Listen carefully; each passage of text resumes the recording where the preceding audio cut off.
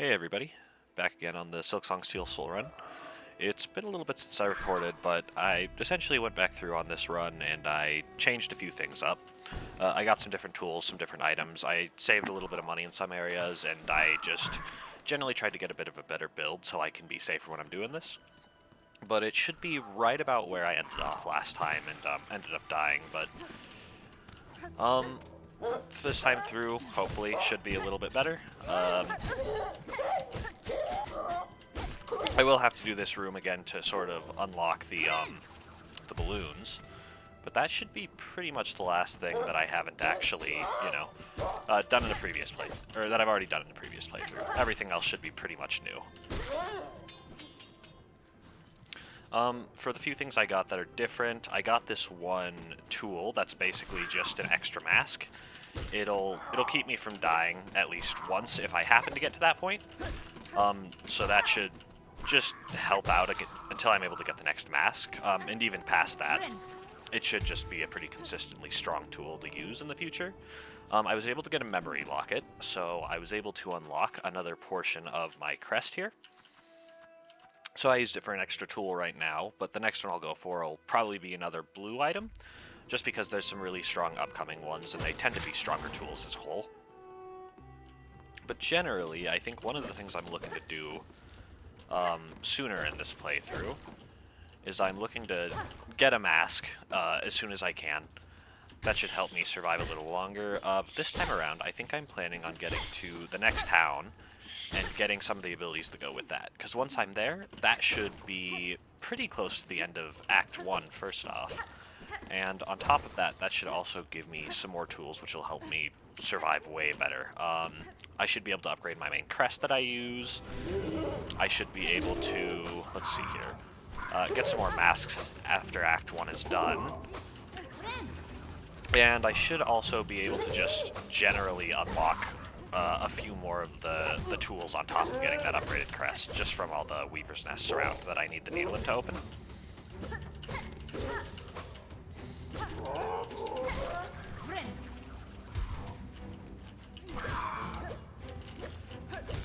It's been a few days since I've played much of this game at all, so it'll probably still take me a bit to get back into the swing of it, but should be pretty quick with any hope.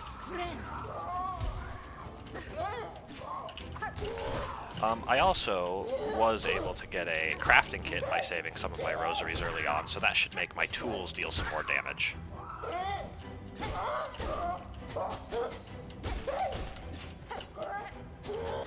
Luckily here I don't really need to use them all too much, just because most of these enemies are pretty easy to deal with in the first place, but...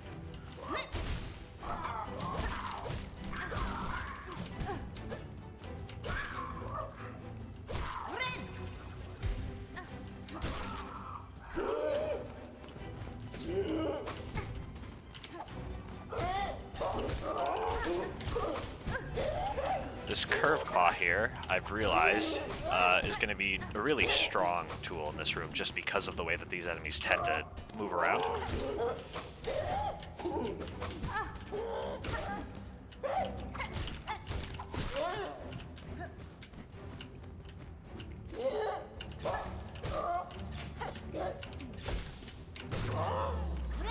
And there we go. Having basically an extra mask of protection has made most of this a lot easier, and should definitely make some of these upcoming areas just a lot easier and safer, especially once I'm able to actually get that extra mask, because then essentially I'll be at the equivalent of 7, assuming I'm not getting low too often, and then once I'm able to get to Act 2, pretty early on, I'll be able to get I should be able to get a tool which will make me heal faster. And that, I think, tends to be one of the better tools, just in terms of keeping yourself safe. Just because it gives you so many more opportunities to heal, and then when you are, enemies, are typically going to hit you way less often. Because normally I've been having on the warding bell, and that'll block any damage if an enemy does hit me while I'm healing. But if I'm able to heal faster and skip an enemy hitting me during that time, just in the first place, that tends to be a much better alternative, especially if I want to use some other tools, like there's one that allows you to damage enemies when you heal, So things like that can function pretty well with it.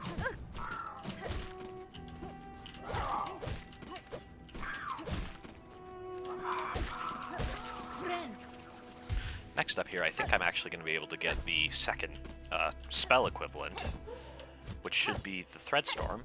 It's going to be pretty good early on, I think. It tends to be really good in this area because it also has some upward damage. For one of the upcoming bosses, I am going to switch back away from it, just because I think the regular original Silk Spear tends to be a little better for the boss called the Widow. But otherwise, the Threadstorm is going to help with some of the earlier ones.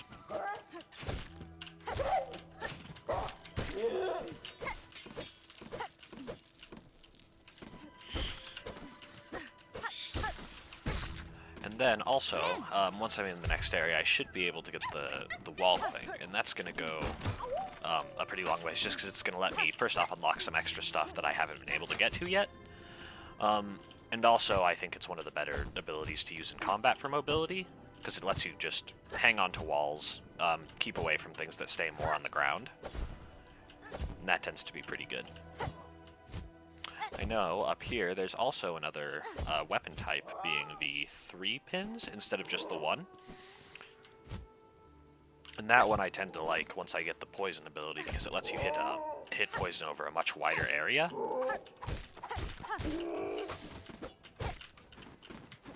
So it's not going to be an immediate upgrade, I don't think, but it should help, at least once I'm able to get the poison upgrade.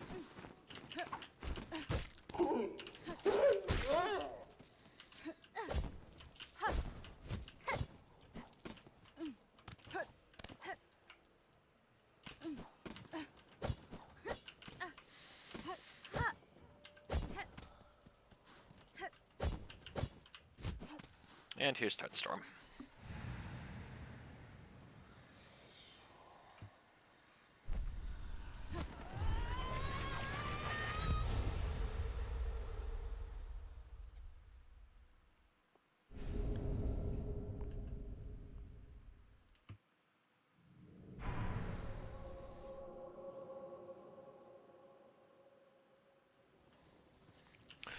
So this should just be a fairly nice upgrade. They give you a few enemies here to sort of test it out on.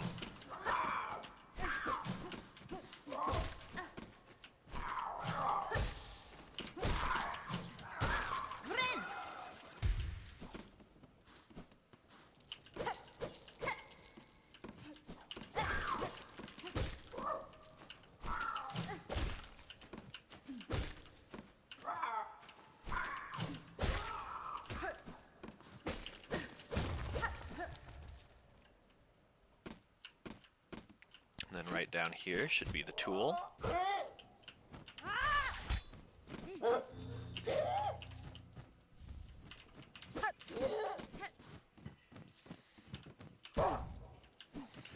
Generally don't want to deal with that enemy, so I'm just going to avoid it, because I have no need to deal with it. This next room should be very close to the next bell to unlock Act 2 also, so since you do have to come over here anyway, it's just typically good to get it done with, so, you know, you don't have to come back here later once you're almost done with Act 1, and then you're just not able to open the gate.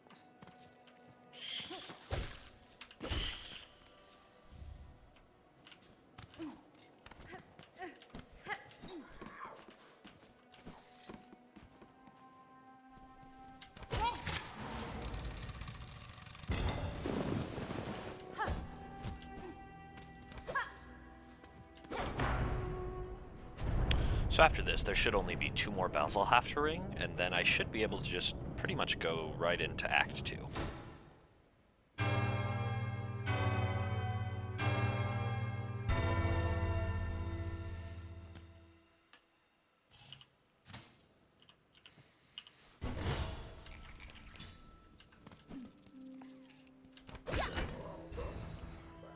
So now that I'm here, to the left in this area, Greymore, there's also going to be a few other things I'm looking for. One of the really big ones is that there's going to be another memory locket, and so that's going to let me get another blue slot for my crest. And as soon as I'm able to get it upgraded to just the upgraded Hunter's Crest in general, that'll let me deal more damage the more I'm able to play without getting hit, and that's going to make a really big difference in how fast I'm able to take out enemies, and I think that tends to be one of the most useful crests for taking out bosses later on too. Because even though you do lose your damage bonus if you get hit, once you've built it up, it helps out sort of in just maintaining itself, and it also builds up pretty fast on its own, so it's generally not too bad to play with, even if you are getting hit kind of frequently.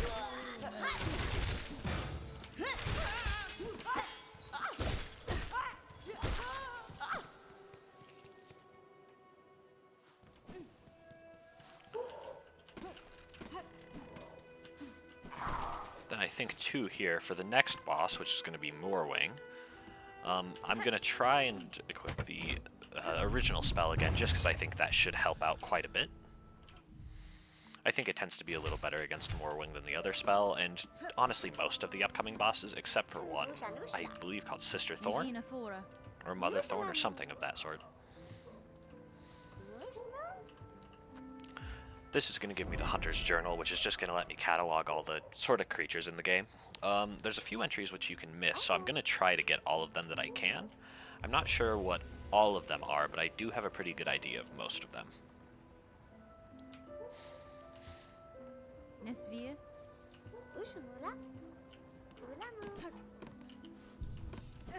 There is, also I know, another memory locket in the halfway home here, where we are, but I'm not going to be able to get that quite yet until I get the double jump, I believe. So it's going to be a little bit before I'm able to do that. Luckily, I don't think most of the encounters in this area are really all too difficult, because most of them have pretty simple attacks. This other enemy in the back that's not active quite yet is probably one of the more difficult types, but it's still not really that bad.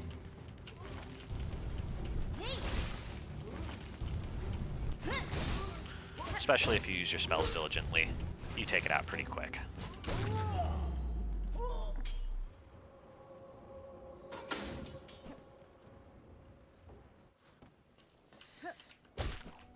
There will be a few other things here that I'm able to get. And I think there's also going to be, in a bit, some sort of lore items that I'm able to collect. And those will give me some money once I'm able to beat the Widow and open up a lot of the next town, Belhome.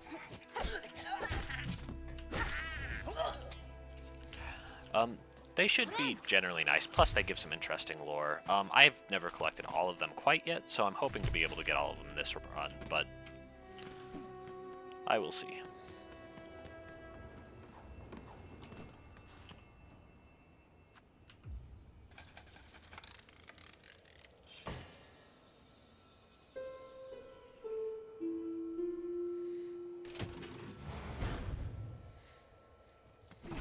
So I don't really have any use to go anywhere right now, but down here is where that other memory lock is going to be. I do have to be a bit careful, though, because there's these sort of bear trap things that are laying all around. And those, if you aren't paying attention, can really mess you up, like that one there. They do 2 masks, so if you do get hit by them, it can take out your whole health bar pretty quickly if you aren't being careful. These enemies also deal 2 masks, so taking them out from far away is kind of what I'm trying to do. This here is going to be the memory locket, which is the main thing I really care about. I'm still going to go a little further into this area, though, because I think there's a few rosaries down here. And there's also a bit of a shortcut that I'm going to want to unlock. I do know there's another one of them down here.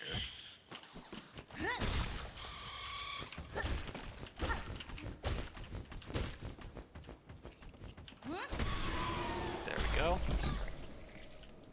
Those enemies I have just sometimes not very good reactions to, just because sometimes their hitboxes are a little bigger than I expect. They're not too bad, assuming, again, you just use your spells and your tools, right? But I still try to be careful around them just because of how quickly they can end your run. And that'll be the shortcut I'm trying to unlock here. There's another one of these enemies down here.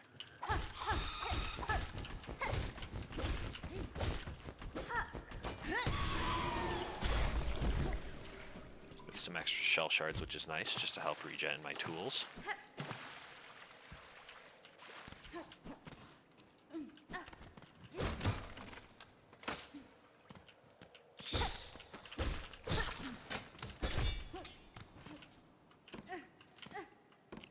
is going to be the shortcut. I know there's a little bit of a lore tablet, I think, right up here. Hidden behind that. Doesn't give you anything really that interesting, though. Then I know there's bear traps. Still kind of hiding all around.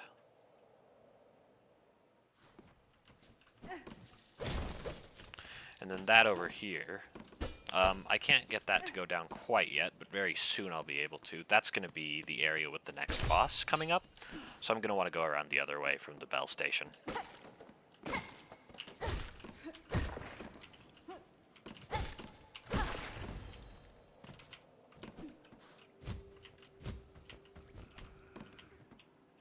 Still keeping an eye out for the bigger ones, just to make sure that I'm not going to get hit by them.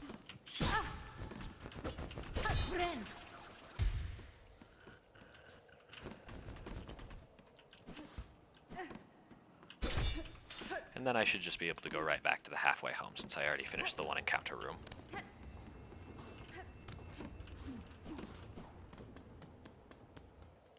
I haven't gotten the compass quite yet, so I can't quite have you see where I am on the map when I open it. But that'll probably be one of the next goals, especially because at this point in the game you can generally get a few memory lockets somewhat soon. And so that'll let me finish off upgrading the crest. And most of the yellow tools anyway are sort of just for quality of life. So getting that one shouldn't make a huge difference as opposed to equipping any others. But for now, I'm able to get the warding bell. And so that, on top of the mask that I have for defense, should make a pretty big difference.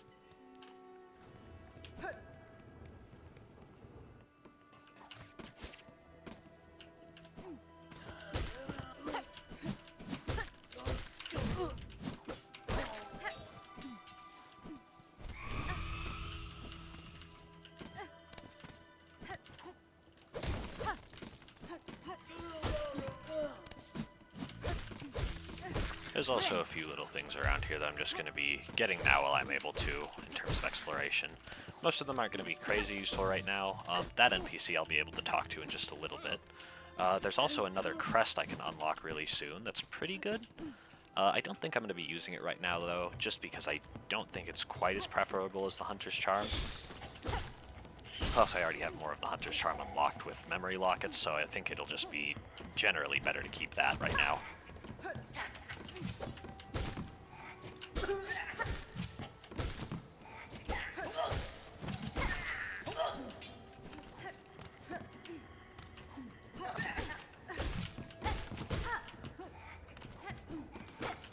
Those enemies are kind of interesting because they can actually cut through the platforms that you're standing on, so they can go up or down layers, which is kind of unique to most enemies in this game. Oh, Goro. Yanara. Oh, Yama. Oh, Mamido. There's also a bit of a duel against this character later. Just a spar, but that's one of the hidden Hunter's Journal entries that you can get later once you're in the cathedral. And I think that's pretty much all of his dialogue. Yep, seems like it. There's a little bit of a platforming section here, but I think I should be getting pretty close to the next boss.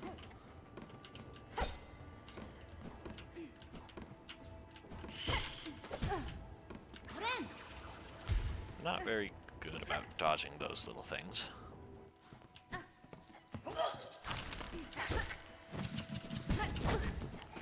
Went a little too far forward there. Luckily, most of the enemies in this area aren't too bad. They are a little more aggressive than some of the others. There's the cutting thing I mentioned.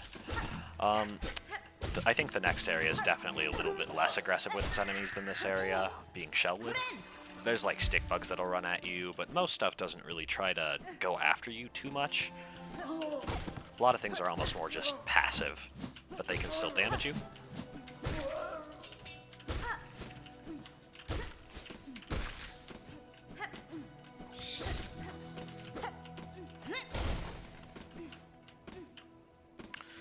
Then I know there's some other ways I can go around here, but I want to come down here and get this door unlocked first, just because that'll make it easier to get back here in the future.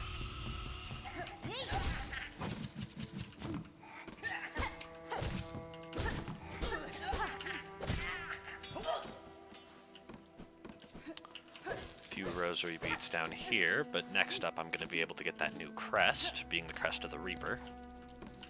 And I think the other way I can go up here is pretty much just another way to get there. I want to double check just in case. Seems like it. So this crest isn't really all that bad to get. It's got a few waves of enemies, but it tends to not be too difficult.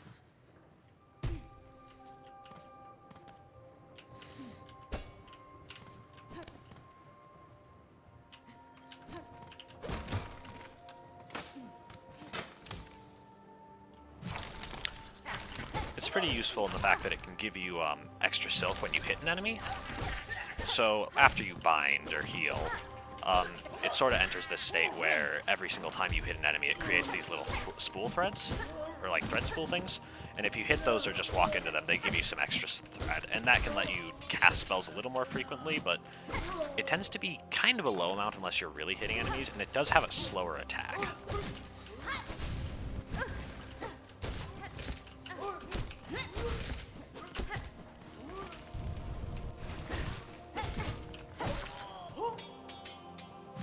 And I think this here, with the 2 scissor men, is going to be the last wave, if I'm correct.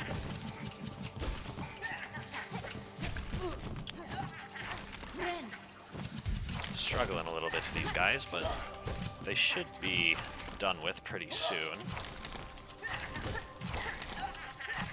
These ones, I think, are a bit unique, because most of the other types of this enemy don't actually just, like, burrow up or below you to attack you later. These ones, particularly in this arena, are some of the only ones that do that.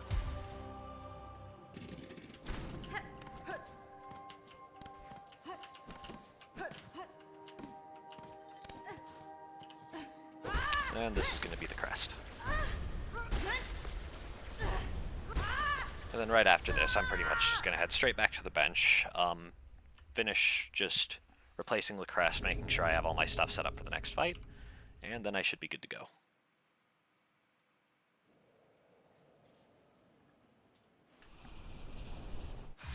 So there it is. It's a little bit slower. I don't know if it deals any more or less damage than normal. I don't think it does. But it does have some kind of interesting mechanics. Like, it does have, I think, a much bigger pogo area than some of the others. So it's already got much wider forward-facing range. It does have, one of my personal favorite mechanics of it, is that when you do a running hit, it does an uppercut. So, for example, here there'll be an enemy. You kind of just have that little uppercut mechanic, and those are the little thread spools there that you get when you hit an enemy after you've bound. One thing about your pogo is it kind of almost has a bit of a delay to it when you're using this crest, which is honestly kind of a cool mechanic. I kind of enjoy it, but it can make platforming sometimes slightly more difficult, I found. There's another crest called the Crest of the Beast, which I think I can unlock pretty soon, if I can't already. I think I do need the wall cling first, but that one I think definitely is one of the hardest to do platforming with, because you almost do like a forward down-facing arc whenever you try to pogo with it. And that one's still definitely manageable, but it's nowhere near as accurate feeling as some of the others. It feels like you have to be much more precise with it, and that can be a little annoying for platforming. But it does help a lot because you can get a lot more healing from it if you play it right.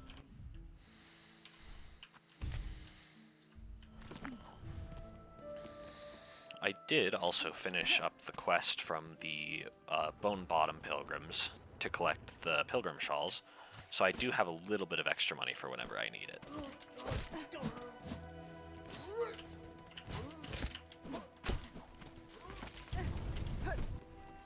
Right now, I think I'm pretty much just going to head straight to the boss, because that's really all there is left to do in this area for now.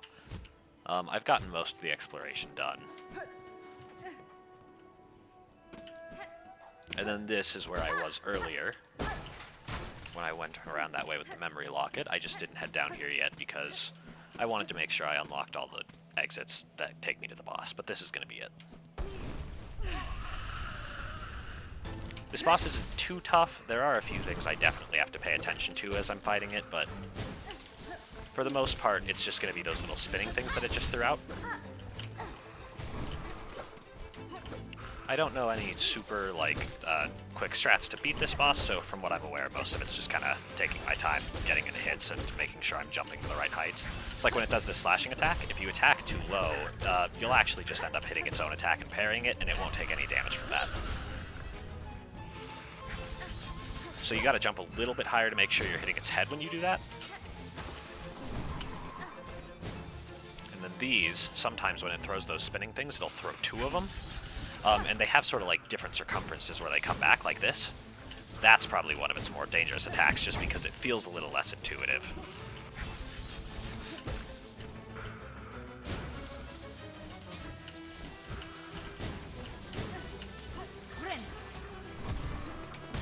Right now I'm kind of trying to just play it safe, make sure I can get it heals where I can, but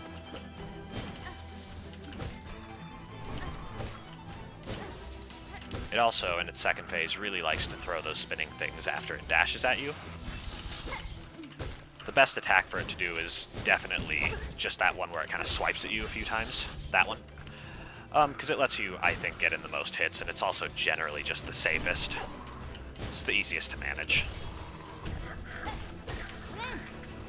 There we go. That heal should keep me pretty safe. Wow, I did not know that thing could get that many hits. That's kind of fucked up.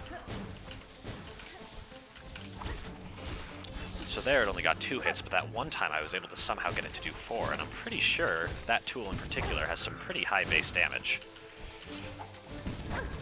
I was hoping that would stall me in the air for longer, but clearly not. I think it should be probably pretty close to dead at this point, and if it's not, I also still have another heal just about queued up. So I think it's looking pretty good to beat this one.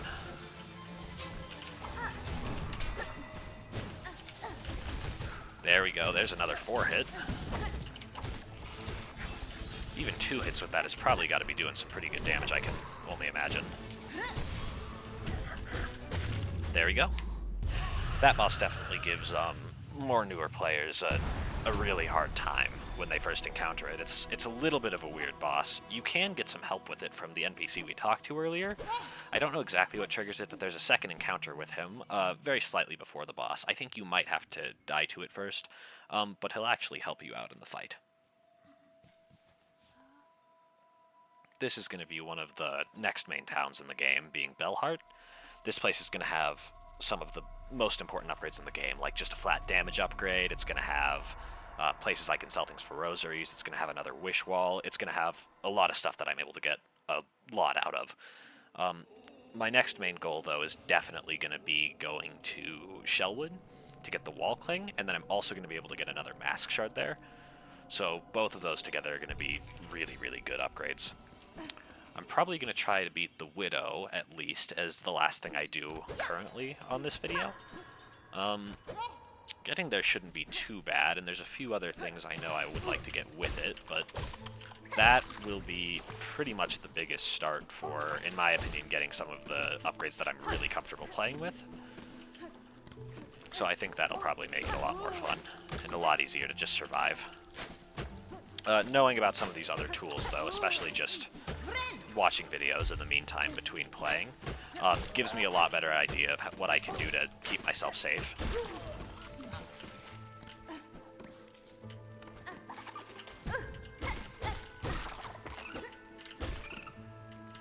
Most of these early game areas really aren't too tough, especially later on.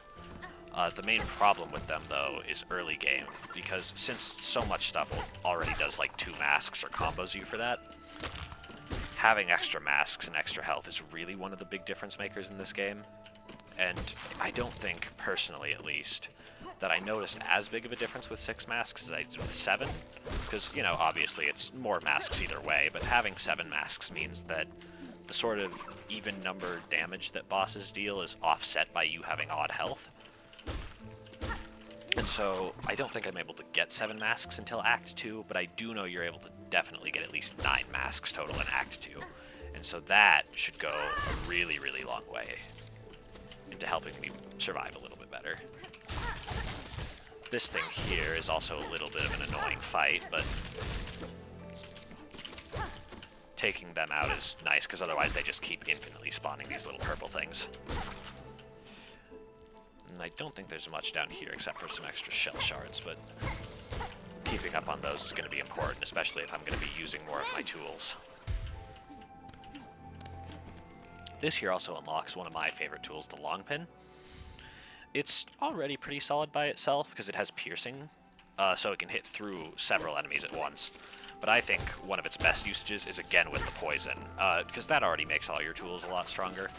But poison in particular with the long pin lets you get pretty much one tool through a big crowd of enemies, and I'm also going to mark this area here real quick. Just because, I think it's about here, just because that's where another one of those purple hearts is that's going to give me that poison in a minute. I'm not able to get it quite yet, but I will be very, very soon, because this is the area where I first get it. But the long pin can essentially help you hit like a whole group of enemies, and then deal loads of poison damage to them super, super quickly, and take them all out at once.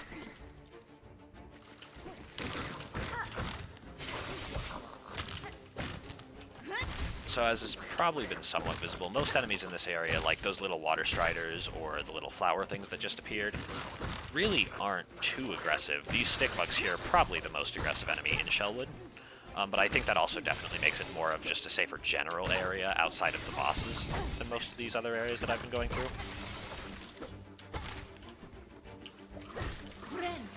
And that should make it a lot more comfortable to traverse and at least just get through, get all my abilities.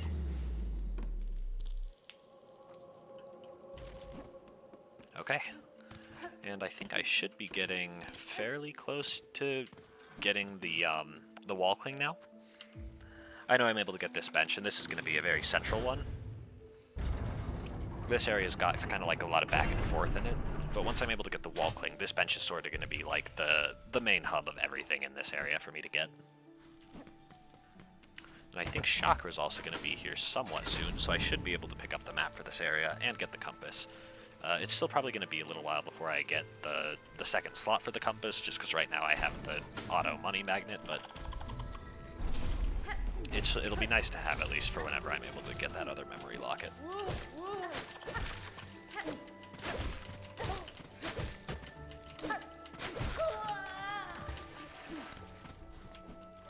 I can't explore a fair few of these areas quite now without the wall cling, so that's going to be nice to get very soon.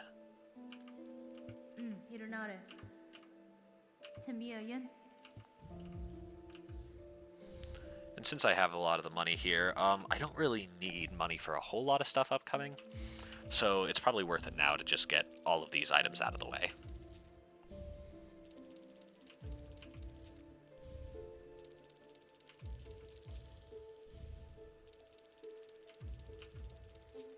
These pins I don't use all too often. I mainly use them whenever I want to mark something that I want to remember to go back and get. Like, for example, I believe right now, yeah, there's one right here. This is going to be something called a Weaver Effigy. That's going to be one of those little items that I can get some money for. No use for it right now, but once I'm able to beat the Widow, that's when I'm going to be able to actually have use for it. Which really still isn't all too far away at this point, so going back and getting that whenever I go back to Bone Bottom to get the rewards for some of those other wishes is going to be my main goal. Because then there will also be, I know, another little boss down there. Not a very difficult one, but it does give you, I think, a mask shard, or at least something really good whenever you beat it.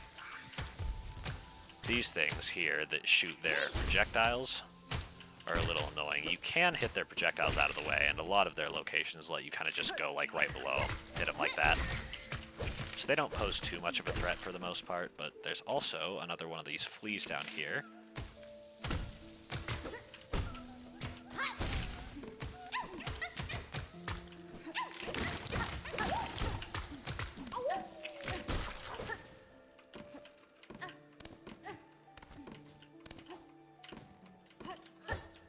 So there's going to be a bellway up and to the left here. There's going to be also the next bell to unlock Act 2. But I'm not able to get it until I get the wall cling and get a little further through Shellwood. So I can at least go unlock this really quick, but it's not going to make too much of a difference right now, especially because I don't have any more huge reason to travel between areas right now, so this here is going to be the next spell. But once I'm actually able to get the wall cling, take out these next couple of bosses, that's going to be one of the biggest progression points in the game. And then in here, I believe, is actually going to be the last mask shard to unlocking my 6th mask.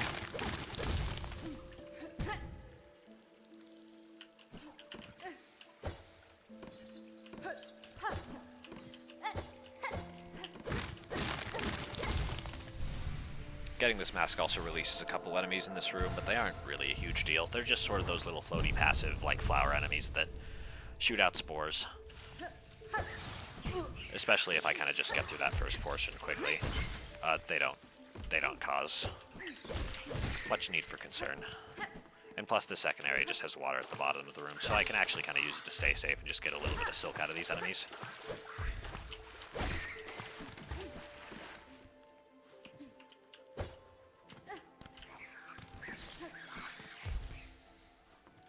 Heading back around this way, there's not too much. This is going to be one of those lore tablets that I'm able to unlock very soon after I beat the Weaver, using the ability I get the needle in. But before that, there's not too much. I believe one of the purple hearts is right up here.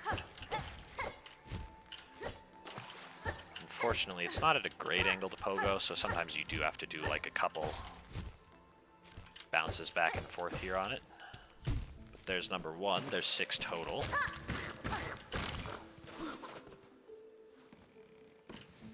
There's a bit of a secret down here. So this room right here is above that bench that I mentioned was really central. So this will be somewhere that I come back to quite a bit.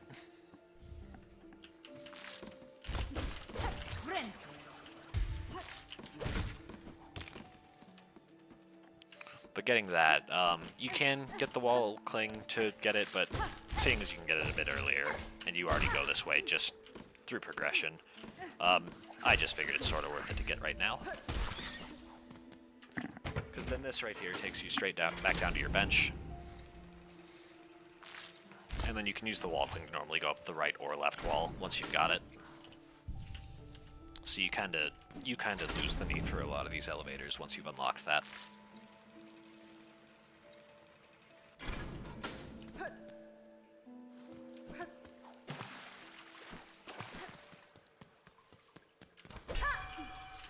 Because then right up here, to the right, that's going to be where the Widow fight will be. I'm not able to get there quite yet, but pretty soon. It's probably the second hardest fight in Act 1, I would say, and it is one of my favorites.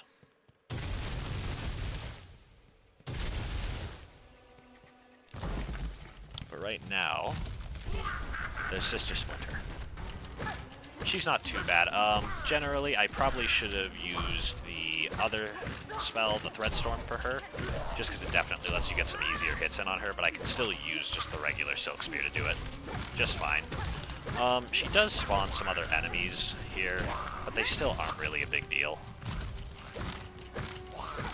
This one, you kind of just go to the opposite side of wherever she's going to slam down her hand, and whenever she has her summons, you can take them out just by hitting them with your needle. Normally, you don't want to do that quite as much just because it takes extra time. It's a little more risky. I think taking them out with spells, because generally it does one-shot them still, is one of the best ideas for it.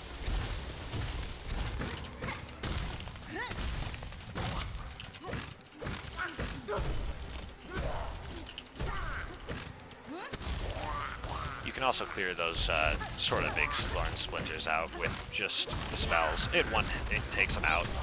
So like that, that's how you can take out the summons pretty quickly. I think it's a lot safer than the alternative, so it's pretty much always worth going for that.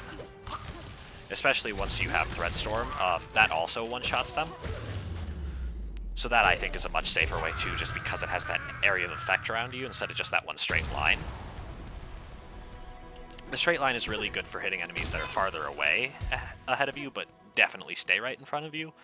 Threadstorm is better at taking things that can sort of go above, below, around you, wherever.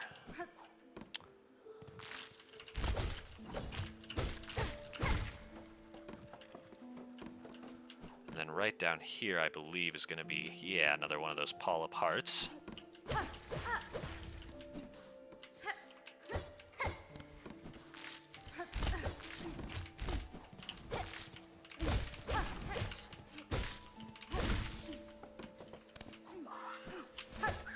And then unfortunately, just because you don't have the mobility yet, you do still have to go around this whole other room to finish up getting your wall cling.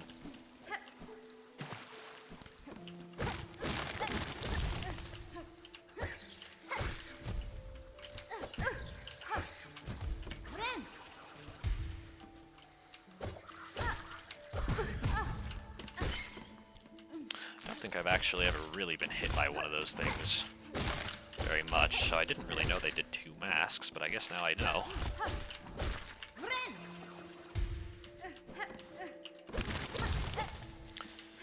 Luckily, the Widow also should not be a super scary boss fight.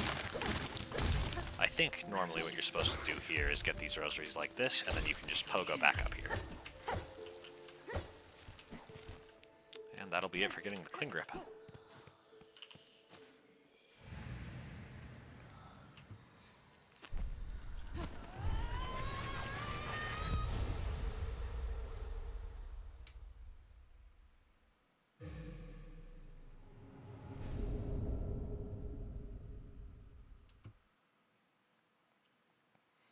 So this here should just make a pretty big difference in all the stuff I'm actually able to get around the map now. There's another Paula part up there, but I think I have to go up and around to get it. These are the enemies that Sister Splinter normally spawns. They still aren't really that bad. I think they sort of just spin towards you, but that's one of the only times you'll really have to deal with them outside of her fight is right here. I don't think there's really very many secrets up here. I know this here is honestly one of the harder purple blobs to get just because you're in the water.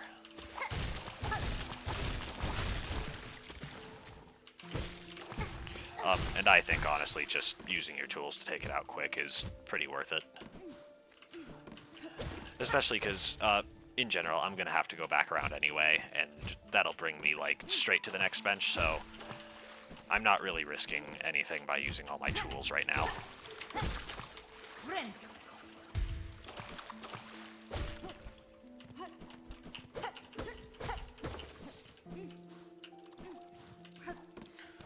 And there's sort of this area over here, which is kind of confusing because it doesn't go anywhere as far as I know, but they just kind of added it anyway.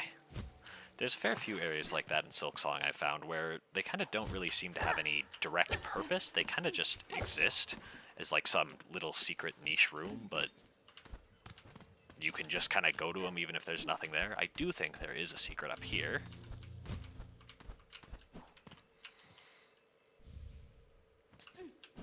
Just a shard bundle isn't going to do too much, especially because I've been keeping up on all my shell shards, but it is nice to have. And then this here is going to lead into the next boss.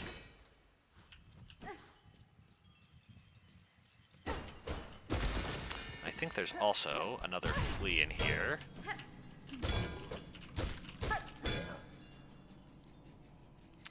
These flies are a little annoying just because you can only hit them from below or kind of from the side like that.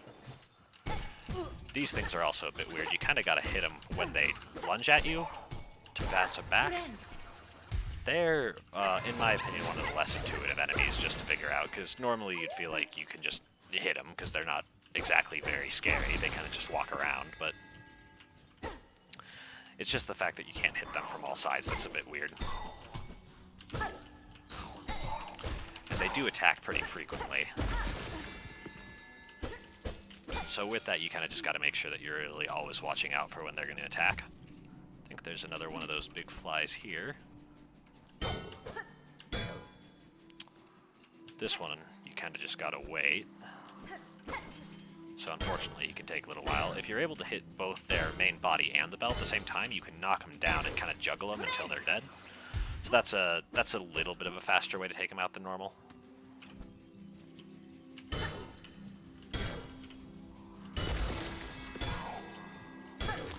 And I think think there's a bit of a room here, which just has a little bit of extra stuff.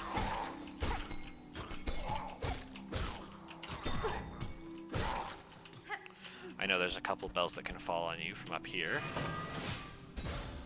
Yep, looks like it's just a few rosaries, but that's always nice.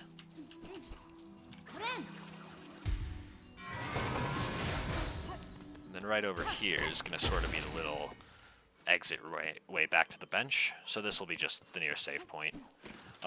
Just a good place to restock my tools before the fight.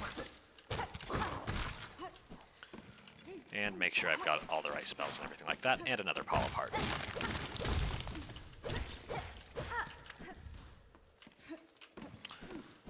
It might actually be worth it right now, because once I'm able to sit at the bench here, I'm able to check out sort of where I am.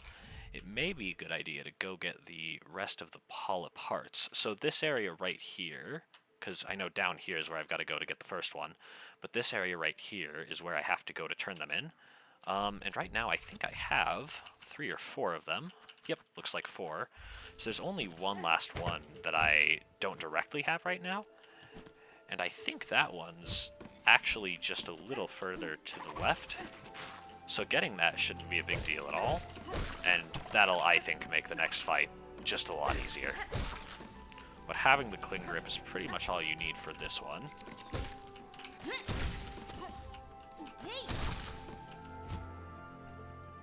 And then because I've already got all these sort of little passageways opened, I've made it pretty easy for myself to get back to just about anywhere in Shellwood.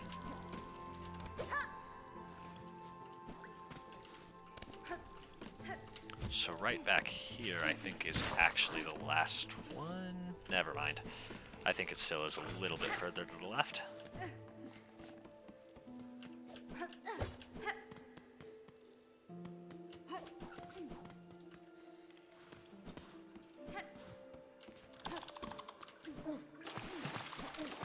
And if it's not, I'm going to have to head back the other way anyway.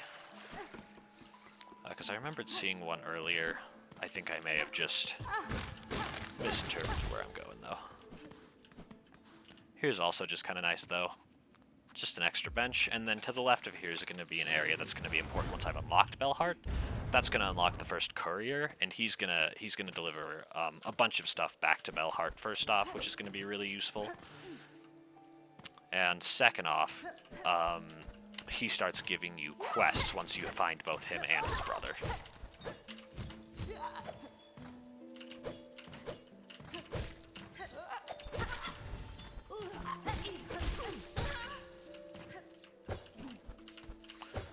This is also going to bring me right past the next bell. There is an area to the left. That's going to be the general next area in the game, the blasted steps, but there's nothing I really need there quite yet. So I think pretty much I'm just going to be holding off on going there until I beat the Widow.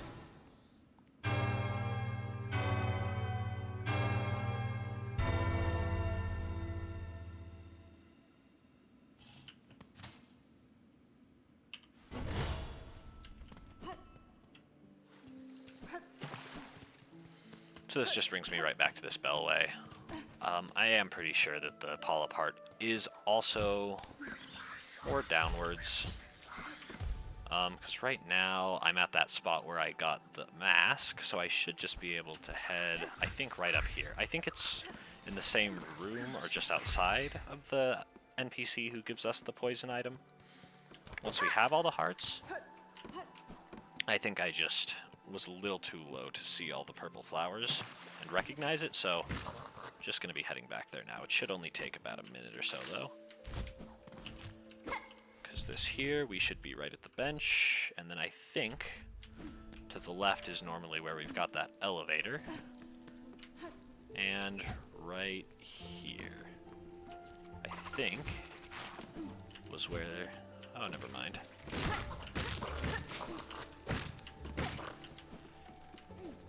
I think that's it over there.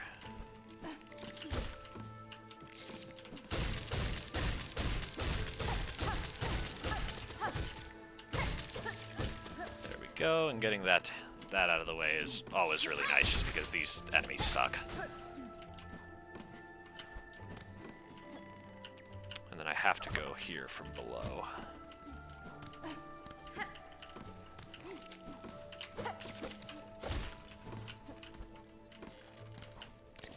Luckily, this one's not a very dangerous one to grab. And that's going to be the last one.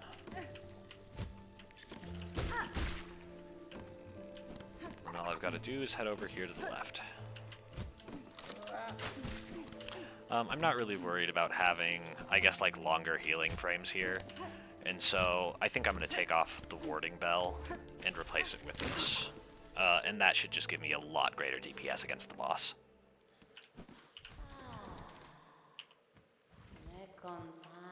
Husband?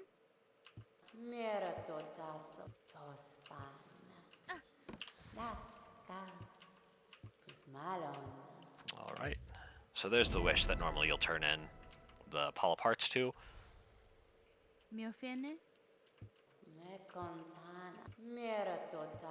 Should just be able to hand them straight to her, and then she'll give us the tool upon talking with her again.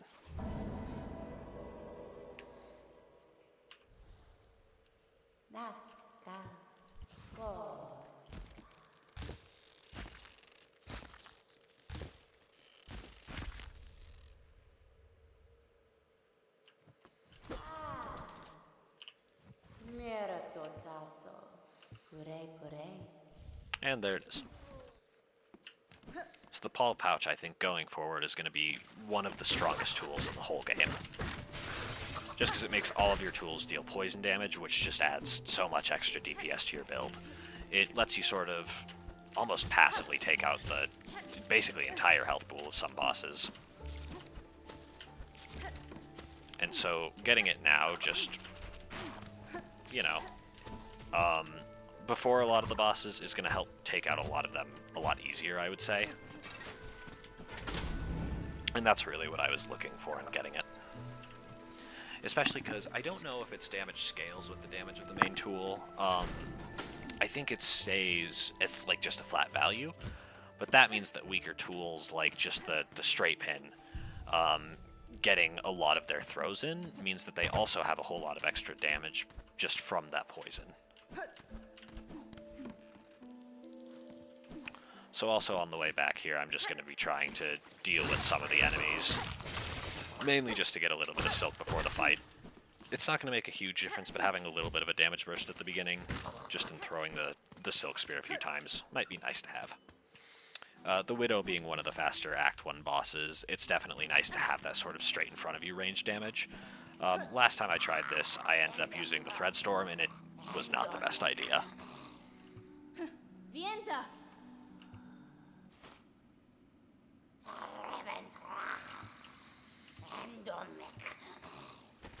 Alright, here it is. And I realized I totally forgot to equip the Paula Pouch, but it shouldn't make too much of a difference. This boss, even though it is fast, I don't find it to be typically all that difficult.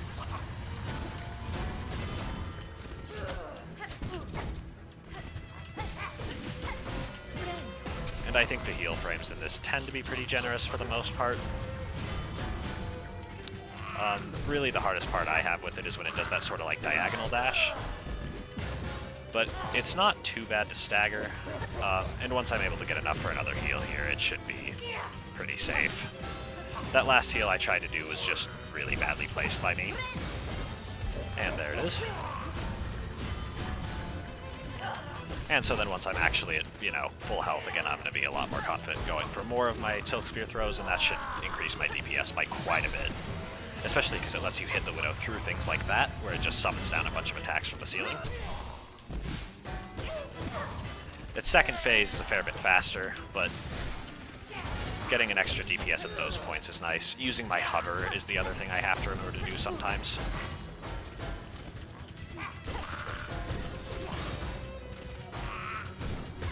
Next stagger, I think I'm going to go for a heal again, and then this will be phase 2.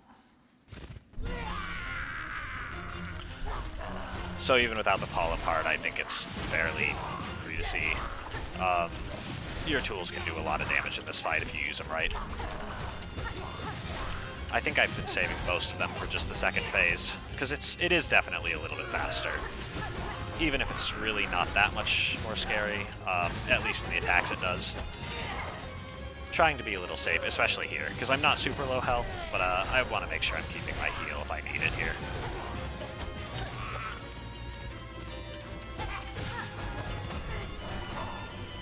Especially because it's really liking to dash at me quite a bit right here. There we go. It seems like it's sort of this sweet spot that you can go, but that's when you're able to get all those hits with the curve claw. Oh, and there we go.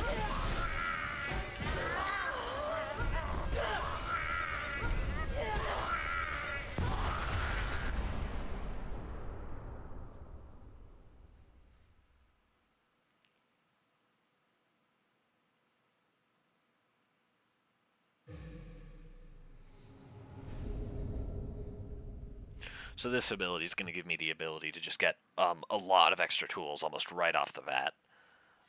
It unlocks, I think, 2 or 3 locations immediately that I can go to. Some of them I think I do have to be in Act 2 to have the other mobility needed to unlock some of them. But for the most part, I know there's at least 2 places that I can go to get things, being the far fields and at the bottom, actually just in the regular Moss Grotto. But doors that look like this you can now open. And so that's what's going to let me upgrade my Hunter's Crest.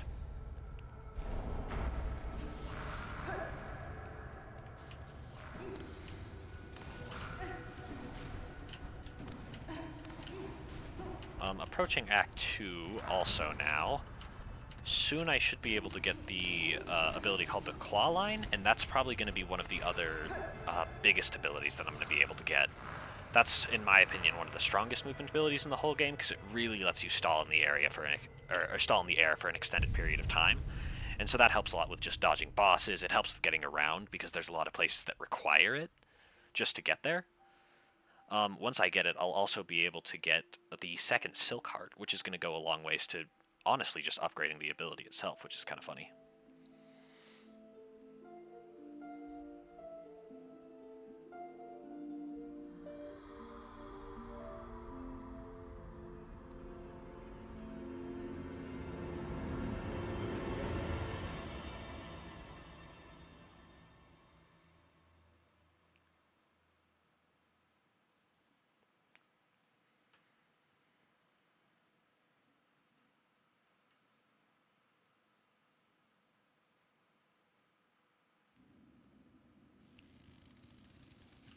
That'll be the Needle ability.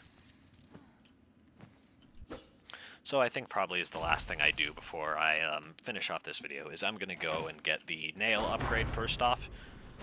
This, I think, is actually the last bell for unlocking Act 2.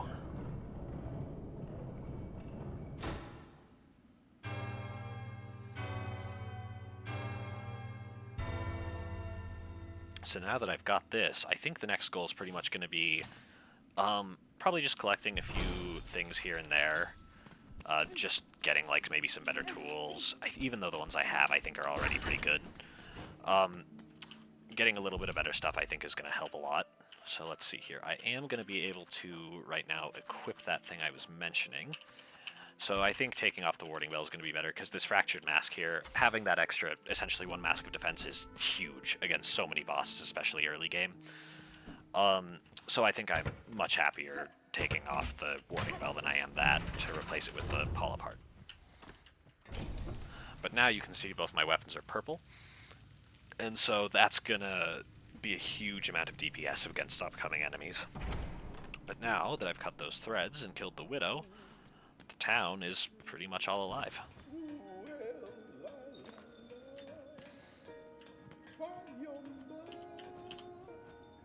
Mia Samasa, Buenera. Modella, Benny Frank.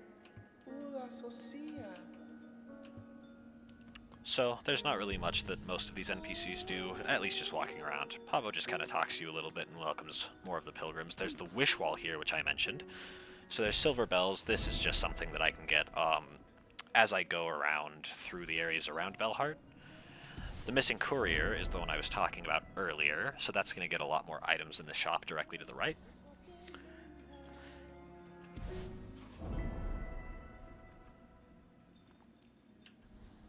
And And then I think even now I'm able to get like another silk spool fragment here, so I can get some more max silk. That's fine. I do want to save a few rosaries here, just because I also do want to open the bellway. There's a memory locket right here, so that's actually going to be the last thing I really need, at least for this crest. And I have more than enough to get it, especially with all the relics I've already collected. This is the NPC who you can sell all your relics to, get some extra rosies for it, and it'll also let you get the lore for it.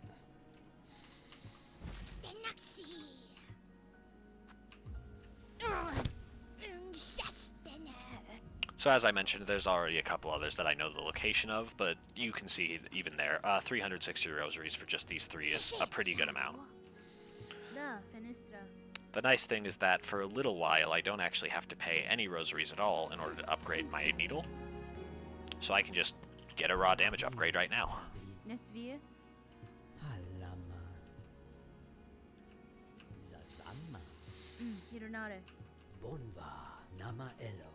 And here we are.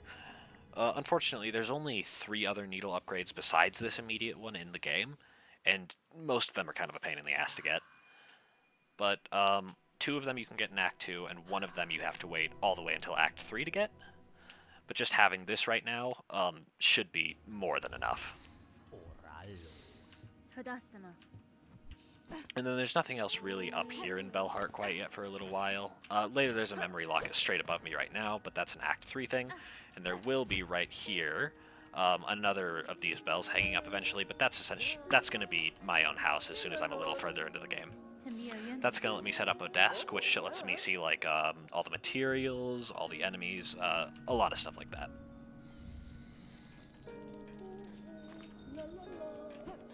So there's the needle upgrade. I'm going to head back down here real quick, just unlock the bellway. As of now, I can also go fight that other boss in Bone Bottom. I'm not going to do that quite yet. And then there's also a little bit of a shortcut down here. And that's going to take me down to also the Marrow. There's this NPC here.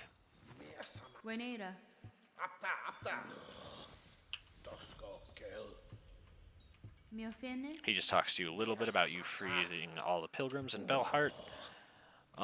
He's not really all too important until late game. Right now, there's a few rosaries in here, but this area leads back to an area that we've already seen earlier. I think I did mention that it was a shortcut back to the Marrow from Belhart. It doesn't take all too long to clear out, but I know there's a big fly right here.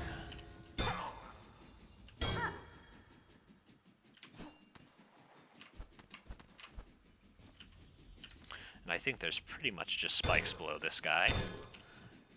But I always double check just to make sure I don't miss anything. Yep, seems like it.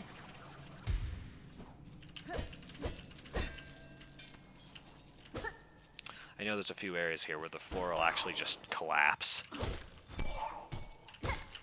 And there's spikes below it, so you do kind of got to watch out for that. Now, I defeat those little enemies in 3 hits instead of 4, which is a huge upgrade. Having to deal with them for less time is just always really good. Same with all the enemies. Having 1 extra nail upgrade, especially once I get the Crest of the Hunter, is going to let me actually take down some enemies who I used to be maybe 4-shotting down to almost 2-shotting, so that's going to be a huge difference. I'm also going to be looking out while I'm down here for those sort of silver bells.